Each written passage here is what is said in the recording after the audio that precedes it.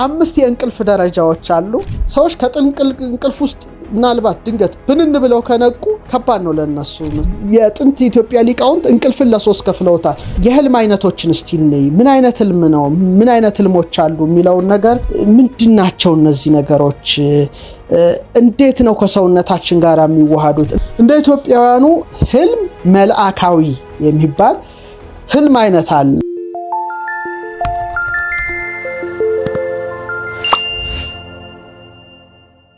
እንግዲህ መቼ ሰዓት ነው ምን ሰዓት ነው እንቅልፍ ህልም የምናየው የሚለው ከፍተኛ ጥናት ተጠንቷል።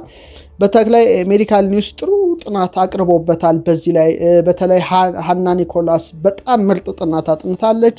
በተለይ እሷን ነው አሁን ላቀርብ የምፈልገው። እጅግ ጥሩ አድርጋ ነው ያጠናችው። እንግዲህ 5 የእንቅልፍ ደረጃዎች አሉ። እንግዲህ ሁላችንም ራታችንን በልተን ብለን ረፍት አድርገን አልጋችን ላይ ልንተኛ ዝግጅት ላይ ነን። ያን ጊዜ እንግዲህ ሁላችንም ወደ ህልም ዓለም እንነጉዳለን። ግን ስንተኛ 5 የእንቅልፍ ደረጃዎች አሉ። 5 ደረጃዎች አሉ። እነዚህ ደረጃዎችን ነው የምናየው። አንደኛ ቀላል እንቅልፍ የሚባል ነው የመጀመሪያው። ለምሳሌ እንደሷ ጥናት ቀላል እንቅልፍ ማለት ሁላችንም አልጋችን ላይ ጋደም እንላለንና ቀስ ያለ የአይን እንቅስቃሴ ዝግ ያለ የአይን እንቅስቃሴ ማለት ልንተኛ ስለሆነ አይናችን ወደ መፍዘዙ የሚሄድ ዝቅ ያለ የአይን እንቅስቃሴ፣ ከዛ ዝቅ ያለ የጡንቻ እንቅስቃሴ፣ ጡንቻችን ሁሉ እንቅስቃሴው ዝግ ሪላክስ እናደርጋለን ማለት ነው። በአጠቃላይ እንግዲህ ይሄ እንቅልፍ ደረጃ ከጠቅላላው እንቅልፍ እንግዲህ ከ4 እስከ 5 መቶኛውን ይይዛል። ልብ አድርጉ። አልጋችን ላይ እንተኛለን። ይሄ እንግዲህ ከ4 እስከ 5 ደረጃ የሚሆነው ዝግ ያለ አይናችን ዝግ ይላል። ጡንቻዎቻችን ሁሉ ቀስ ይላሉ። እንግዲህ ዝግ ያለ ይሄ እንግዲህ ከ4 እስከ 5 መቶኛውን የሚይዝ የእንቅልፋችን ደረጃ ነው። እንግዲህ ሁላችንም አሁን ከዚህ መርሃ ግብር በኋላ ራሳችን እናውቀዋለን። ደረጃ 2 ግን የአይን እንቅስቃሴ ይሄ እንደዚህ የምንለው በቃ እስክንተኛ ድረስ ያለው በጣም ይሄ እንቅስቃሴ የሚቆምበት ነው። በቃ የሚቆምበት የአንጎል ሞገዶች የአንጎላችን ሞገዶች ከጊዜ ወደ ጊዜ የቀዘቀዙ የሚመጡበት ነውና በተለይ የእንቅልፍ አከርካሪ የሚሏቸው ነገሮች አሉ። እነዚህ ፈጣን ሞገዶች አልፎ አልፎ የሚለቁበት ጊዜ ነው። ይህ እንግዲህ ከእንቅልፍ ከ45% እስከ 55% የሚይዝ ነው። እንግዲህ የአይን እንቅስቃሴ የሚያቆምበት እንግዲህ 45 እስከ 55% የሚይዘው ነው። ስለዚህ የመጀመሪያው እንደነገርኳችሁ እንቅልፋችን ዝግ ያለ የጡንቻችን እንቅስቃሴ ዝግ ያለ የሚሆንበት ነው። ሁለተኛው ግን አይን እንቅስቃሴ ቅድም በጠቀስኩላችሁ መሰረት በደንብ የሚያቆምበት ነው። ደረጃ 3 ላይ ደግሞ በተለይ ዴልታ ዌቭስ የሚሏቸው አሉ። የዚህ ባለሙያዎች በተለይ ኒውሮን ላይ የሚያጠኑ ይሄኛው እውነት ነው። የዴልታ ሞገዶች የሚባሉት እጅግ በጣም ዝግ ያሉ የአንጎል ሞገዶችን መከሰት ይጀምራሉ እዚህ አካባቢ ላይ እና ትንሽ ሊሆን ይችላል፣ ፈጣን ይሆናል። ሞገዶች ናቸው እነዚህና የተቆራረጡ ናቸው። ይሄ እንግዲህ ከጠቅላላው ቢያንስ ከ4 እስከ 6 መቶኛውን የሚይዘው ነው። 3ኛ ይሄ የእንቅልፍ ደረጃ ነው እንደ ሃና ጥናቷ። 4ኛው እንግዲህ የእንቅልፍ ደረጃ የአንጎላችን የዴልታ ሞገዶች ለብቻ በሚባል ደረጃ የሚያመነጩበት ሰዓት ይሆናል። ይሄ እንግዲህ አንድ ሰው ጭልጥ ያለ እንቅልፍ በጣም በቃ ምንድነው ምን ልበላችሁ፣ በግዕዝ 3 አይነት ነገር አለ። ሰከበ የሚባል አለ፣ ጋደም አለ። ይኸውላችሁ የግዕዙ 3ቱን ደረጃዎች ይጽፋል በግዕዝ። እነዚህ አሁን ሃና ያጠናችውን ጥናት የሚገርማችሁ የጥንት ኢትዮጵያ ሊቃውንት እንቅልፍን ለ3 ከፍለውታል። ሰከበ ስቴጅ 1 ጋደም ብሎ፣ ኖመ ተኛ ስቴጅ 2፣ ደቀሰ ጨርሶ የሚተኛበት በቃ እንቅልፍ ድብን ያለ እንቅልፍ የሚወስድበት ደቀሰ ይባላል፣ ሰከበ ይባላል፣ ኖመ ይባላል፣ ሰከበ ይባላል። የእንቅልፍ ደረጃዎች ናቸው እነዚህ። እንግዲህ ጥልቅ እንቅልፍ ተብሎ ወይም ጭልጥ ያለ እንቅልፍ ተብሎ የሚጠሩት እንግዲህ በ3 እና 4ኛ ደረጃ ወቅት ነው። በዚህ ሰዓት አንድን ሰው ማንቃትም አይቻልም። ብትጠሩት ተኩሱ ላይ ነቃ ይችላል። በቃ ድብን ያለ እንቅልፍ የሚወስደን ሰዓት ነው እና አሁን እዚህ ላይ የአይን እንቅስቃሴ ወይም የጡንቻ እንቅስቃሴ አይኖርም። በጣም ማወቅ ያለብን አሁን ይሄ ነው ትልቁ ቁልፍ እዚህ አካባቢ ነው እና ሰዎች ከጥንቅል እንቅልፍ ውስጥ ምናልባት ድንገት ብንን ብለው ከነቁ ከባድ ነው ለነሱ መሰመል የሆነ ነገር አስደንግጧቸው ብድግ ካሉ ተመልሶ እንቅልፍ አይወስደንም። በጣም ጭልጥ ያለ እንቅልፍ ውስጥ ስንገባ በቃ ትንሽ የመረበሽ ስሜት ሊያጋጥመን ይችላል። ይህ እንግዲህ ከ12 እስከ 15 መቶኛውን የሚይዘው የእንቅልፍ ተራ ነው ማለት ነው። ደረጃ 5 ላይ ስንሆን ደግሞ በጣም ፈጣን የአይን እንቅስቃሴ፣ ይሄ ቁልፍ ነው። አሁን ህልሞች እዚህ ላይ ነው ቁልፍ የሚጫወቱት። 5ኛው ፈጣን የአይን እንቅስቃሴ እንግዲህ በእንግሊዘኛው ብዙ ስታነቡ ግር እንዳይላችሁ REM የሚል ምህፃረ ቃል ታገኛላችሁ። ይሄ በጣም ፈጣን የሆነ የአይን እንቅስቃሴ ራፒድ አይ ሙቭመንት ያለበት ነው። ይሄ እንግዲህ አተነፋፈስ ይበልጥ ይፈጥናል። እችን አናቃትም ስለምንተኛ ከመደበኛው የተለየና ጥልቀት የሌለው ይሆናል። አይኖች በፍጥነት በተለያዩ አቅጣጫዎች ይርገበገባሉ። የሚተኛ ሰው ብታዩት በጣም ከተኛ በኋላ እንዲህ ብሎ አይኖቹ ሲርገበገቡ ፈጣን እንቅስቃሴ ተኝቶ ታዩታላችሁ ማለት ነው። የአካል ክፍሎቹ ጡንቻዎቹም ወደ መዝለፍለፍ ደረጃ ይሄዳሉ እና የልብ ምቱ በጣም የሚጨምርበት ጊዜ ነው። ደም ግፊቱም ሞቅ እያለ ይጨምራል። አልፎ አልፎ ደግሞ አንዳንድ የስሜቶች መነሳሳት ሊያስከትል ይችላል። እንግዲህ REM አሁን ቅድም የነገርኳችሁ እንቅልፍ ወቅት ብዙ ያሉ ሰዎች ብዙውን ጊዜ ያልተለመዱ ታሪኮችን ይገልጻሉ ከእንቅልፋቸው በነቁ ጊዜ። እነዚህ እንግዲህ ህልሞች ናቸው። እንግዲህ ከጠቅላላው የእንቅልፍ ጊዜ ከ20 እስከ 25 መቶኛውን የሚይዝ ነው። አሁን እንግዲህ እነዚህ ምን ይላሉ? እንደ ኒውሮ ሳይንሱ ለህልም መንስኤ የሚችሉ ከፈጣን የአይን እንቅስቃሴ ወይም REM እንቅልፍ ጋራ የተያዙ ማብራሪያዎችን አብዛኛውን ጊዜ ይሰጣል። ስለዚህ ሰከበ አለ። ሰከበ በእኛው ቋንቋ ስናወራ በግዕዙ ጋደም ማለት አይንን የመጨፈን ጡንቻዎችን የማረጋጋት ሰከበ ጋደም አለ። ኖም የመተኛት ደቀሰ ጨርሶ የማንቀላፋት። ሳይንሱ ግን 5 ክፍልና የአይን እርግብግቦችን ጭምር ይጨምራል። እና አሁን ይሄ እንደ ኒውሮ ሳይንሱ ጥናት እነዚህ ፈጣን የአይን እንቅስቃሴዎች እንደ REM ስሊፕ ላይ ከእንቅልፍ ጋር የተዛመዱ ማብራሪያዎች መሰጠት አለባቸው ይላል። እና ምንድናቸው እነዚህ ነገሮች? እንዴት ነው ከሰውነታችን ጋር የሚዋሃዱት? እንዴት ነው ህልም ዓለም ውስጥ ሊያስገቡን የሚችሉት? ካስገቡንስ ምን አይነት ህልም ሊያሳየን ይችላል? የሚል ሳይንሳዊ ዴፊኒሽኖች በተለያዩ ተመራማሪዎች ይሰጣሉ። ክቡራን ተመልካቾቻችን እንግዲህ 5 ደረጃዎችን አይተናል። በ5 ደረጃዎች ውስጥ የምናያቸውን የህልም አይነቶችን ባጭሩ ዳሰናል። ደረጃዎች ሳይሆን ህልም አይነቶች ሳይሆኑ ህልሞች ምን ላይ ሊመጡ እንደሚችሉ ፐርሰንቶቹን ጭምር አይተናል። አሁን እንግዲህ ይሄንን ካየን የህልም አይነቶችን እስቲ እንይ። ምን አይነት ህልም ነው? ምን አይነት ህልሞች አሉ የሚለውን ነገር እናያለን። እንግዲህ እነዚህን የህልም አይነቶች በተወሰነ መልኩ መዳሰስ እፈልጋለሁ። ብዙ አይነቶች አሉ እና እነዛን ነው መዳሰስ አላችሁ። መጀመሪያ እንደ ኢትዮጵያውያኑ እይታ ላቅርብ። ከዛ ደግሞ ሳይንስ ያድጋል። አባቶቻችን የተወሰነ ባላቸው አቅም ተመራመሩ። መሀል ላይ ጥናት ቆመ። ሁሌ ማደግ ነበረበት። ባይቆም ኖሮ አሁንም እየጨመርንበት፣ አሁንም እኛ እያከልንበት፣ ወደፊት የሚመጣውም ትውልድ እያከለበት ይሄድ ነበረ።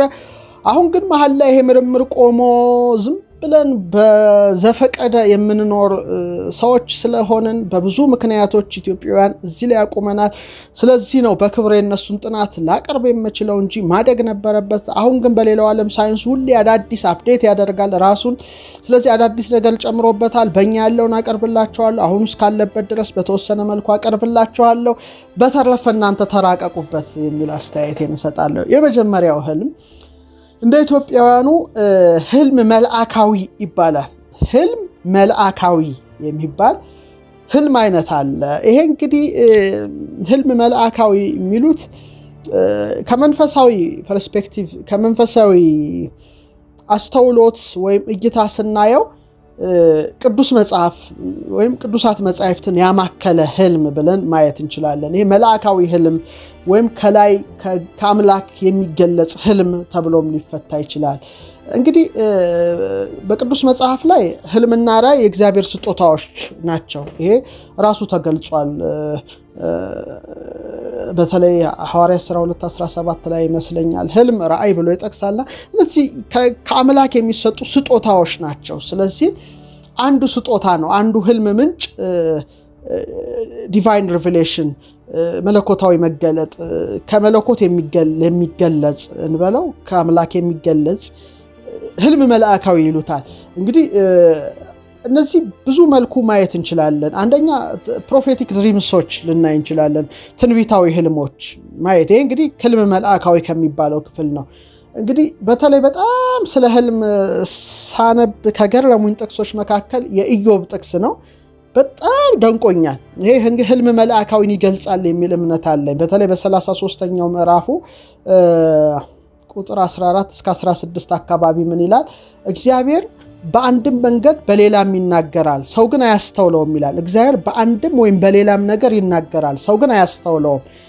ምን ይላል? በህልም ይላል አንደኛው መናገሪያው፣ በሌሊት ራእይ አፍላ እንቅልፍ በሰዎች ላይ ሲወድቅ ይላል። አፍላ እንቅልፍ በሰዎች ላይ ሲወድቅ በአልጋ ላይ ተኝተው ሳሉ የዚያን ጊዜ የሰዎችን ጆሮ ይከፍታል፣ በተግሳጹም ያስደነግጣቸዋል ይላል። ስለዚህ አንዱ እግዚአብሔር ራሱ ከሰዎች ጋር የሚገናኝበት ህልም እንደሆነ ነው፣ ሰው ግን አያስተውለውም ይላል። ስለዚህ ይሄ ህልም መልአካዊ ከአምላክ የሚገለጽ ህልም አይነት ነው።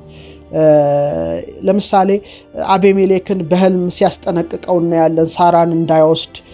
ያዕቆብ ደግሞ ከምድር እስከ ሰማይ የተዘረጋ የወርቅ መሰላልን ሲያይ እንመለከታለን። በጣም ይገርማል። ላባን ደግሞ በህልሙ ሲያስጠነቅቀው እናያለን። ዮሴፍ ያየው ህልም፣ የፈርዖን እንጀራ ጋጋሪና ጠጅ አሳላፊ ያዩት ህልም፣ እነ ፈርዖን ያዩት ህልም፣ እነ ሰሎሞን ያዩት ህልም፣ እነ ናቡከደነጾር ያዩት ህልም ተጠቅሰዋል። በአዲስ ኪዳን ደግሞ ዮሴፍ ያየው ህልም፣ አረጋዊ ዮሴፍ ሰባ ሰገል በህልም በሌላ መንገድ እንደሄዱ ያዩት ህልም፣ የጲላጦስ ሚስትም ራሱ ያየችው ህልም ሁሉ የምናየው ነገር ነው። ስለዚህ እነዚህ ነገሮች ከላይ የሚገለጹ መልእክት ያላቸው ሲሆኑ እንግዲህ ህልም መልአካዊ በሚል ቋት ውስጥ መክተት እንችላለን። እንግዲህ ይህ አይነት ህልም መንፈሳዊ መምህር ነው፣ በደንብ አድርገን ማሰብ ያስፈልጋል። እና አንዱ መምህር ነው። ለምሳሌ በልቡና በመጻሕፍት በመምህራን በተፈጥሮ አምላክ እንደምናውቅ ሁሉ በተመሳሳይ መልኩ ራሱ አንድ መምህር ሆኖ የሚያስተምር አይነት ነው ይሄ ህልም። ግን እንደዚህ አይነትን ህልም ለመረዳት በጣም ጥሩ ብቃት ያስፈልጋል።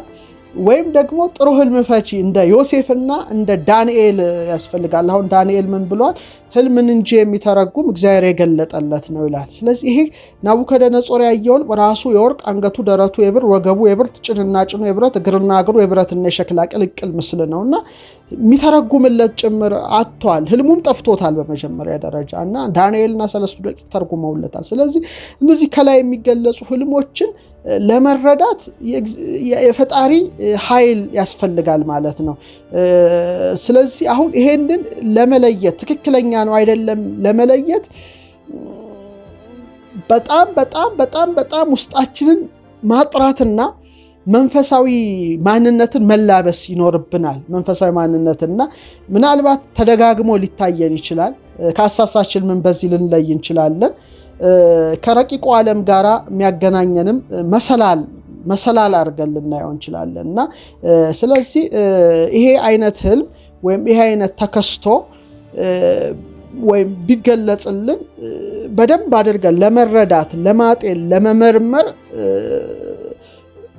ጥሩ ብቃት ላይ መሆን አለብን። አሊያም ደግሞ ይሄን ሊያግዘን የሚችል አንድ በጣም መንፈሳዊ ሰው ካጠገባችን ሊኖር ይገባል። እንደነ ዳንኤል እንደነ ዮሴፍ ማለት ነው እና ይህ ህልም መልአካዊ ከእግዚአብሔር የሚገለጠው ህልም ብለን ብናየው የሚያረጋጋ፣ ሰላም የሚሰጥ፣ ትልቅ ሐሴት የሚሞላ፣ ኃይልን የሚያጎናጽፍ፣ ሰዎችን ከክፋት መንገድ ወደ በጎ መንገድ የሚመልስ ነው። ይሄ በጣም በሁሉም ሊታወቅ ይችላል።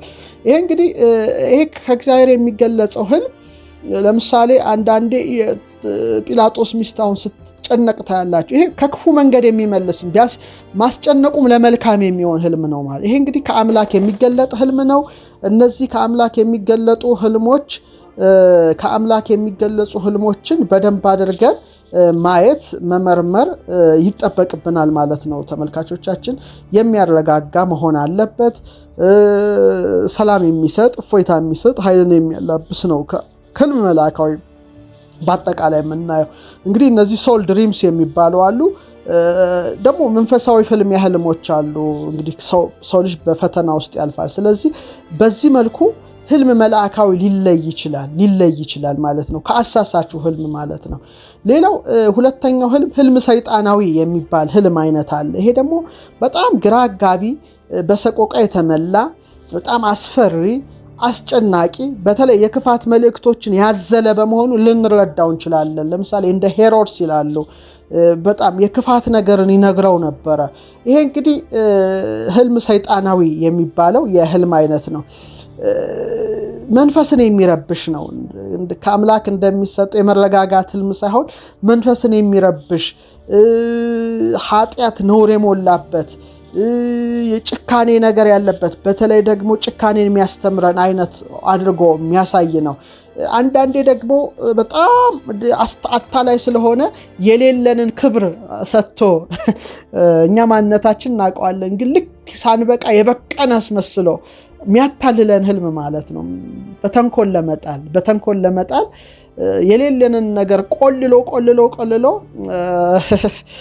ራሳችንን ሳናውቅ ሊጥለንም የሚያሳይ ህልም መሆኑን ግን በጣም መረዳት አለብን። በጣም አሁን እነዚህ አሁን እየነገርኳቸው ያሉት መንፈሳዊ አውዶች ነው። ወደኋላ ዝም ብሎ በባህሪያችን የምናየው ነገር አለ። አሁን ግን እነዚህ ግን ለየት ያሉ ናቸው። ህልም መልአካዊም ህልም ሰይጣናዊ ከኛ ውጭ ከኛ ሐሞት ወይም ከኛ ባህሪ ውጭ የሆኑ በሌላ አካል የሚመጡ ናቸው። ስለዚህ አንጥረን ለመለየት በጣም ጀግኖች፣ በጣም አስተዋዮች፣ በጣም ልባሞች መሆን ያስፈልጋል።